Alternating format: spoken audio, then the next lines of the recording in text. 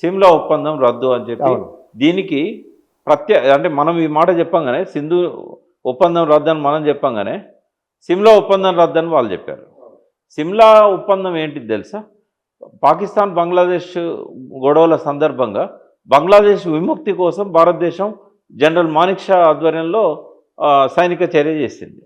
చేసినప్పుడు ఏమైంది? బంగ్లాదేశ్ సపరేట్ అయింది, బంగ్లాదేశ్కు ఫ్రీడమ్ వచ్చింది, అన్ని దేశాలు గుర్తించినాయి. దానికి కేవలం ఇందిరాగాంధీ యొక్క చొరవ కారణం, ధైర్యం, చొరవ, ఎందుకంటే మానవత్వం కూడా. ఎందుకంటే వేల మందిని లక్షల మందిని చంపేస్తుండ్రాడ, ఇక రిస్క్ తీసుకొని పోయి వాళ్ళ ప్రాణాలు కాపాడాలని చెప్పి. దానివల్ల ఏమైందంటే లక్షలాది మంది ఆ బౌండరీ దాటి, గంగా నది దాటి, అక్కడ దాన్ని జమునా అంటాం, ఆ జమునా నది దాటి మన దేశంలోకి వచ్చారు కాందిశీకులుగా. లక్షల మంది బంగ్లాదేశీయులు. తర్వాత చిన్న పిల్లలను చూడకుండా కూడా వేల మందిని చంపేసిండ్రు.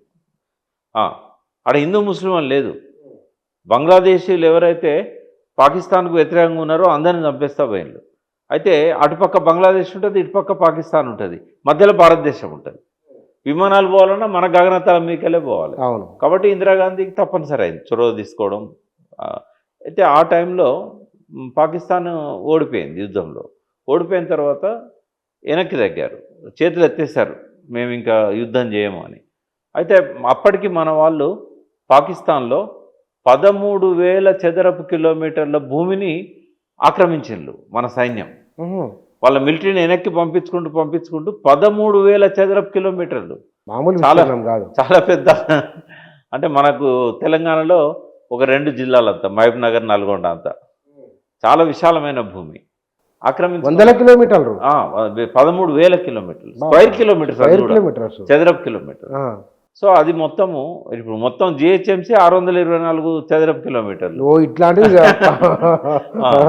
అయితే ఇదంతా ఆక్రమించుకున్న తర్వాత వాళ్ళు ఏం చేసిందంటే, సరే మేము యుద్ధాన్ని ఆపేస్తున్నాం, మా భూమిని మాకు తిరిగి ఇచ్చేయండి అని అడిగారు, వెనక్కి వెళ్ళండి అని అడిగారు.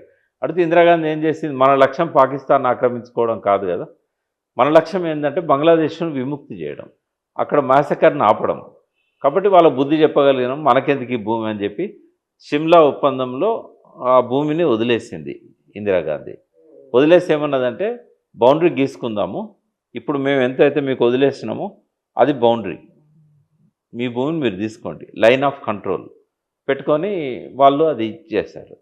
ఇప్పుడు ఏమంటుంది కాశ్మీర్ అంటే, సిమ్లా ఒప్పందాన్ని రద్దు చేసుకుంటున్నాం అంటది.